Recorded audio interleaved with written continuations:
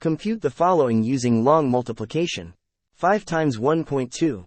Arrange the numbers one on top of the other. For example, if you want to find the product of 2 and 5, arrange 2 on top of 5. Multiply the top number by the bottom number. So 2 times 5 equals 10.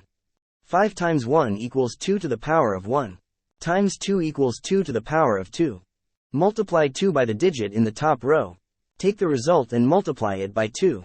Add 1 to the result. Add 2 to the result. 5 times 1 is equal to 5. 1 times 1 is equal to 1 to the power of 0. To get the product of 1 and the digit in the top row, take the digit in the top row and multiply it by 2. For example, if the digit in the top row is 5, you would get 10. Now, let's consider another example. If the digit in the top row is 1, you would get 2. Finally, if the digit in the top row is 0, you would get 0. 5 times 1 equals 5. 1 times 1 period 1 equals 2. 1 times 0 equals 0. 5 to the power of 0 equals 1. Add the products from each step. For the first step, multiply 5 by 1, which equals 5. For the second step, multiply 2 by 1, which equals 2. Next, add 1 from the first step and 5 from the second step.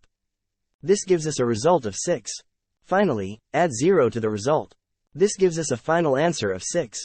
5 to the power of 2 times 2 plus 5 equals 25. 1 to the power of 0 times 2 plus 5 equals 7. The result will have 0 plus 1 equals 1 digit after the decimal. 5 times 2 is 10. 1 times 2 is 2. 1 plus 5 is 6. The final result is 60.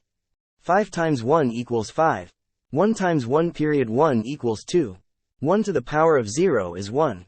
5 plus 5 equals 10. 6 period 0. The result is the answer is blank. Blank to the power of 6. The answer is 2 to the power of 6.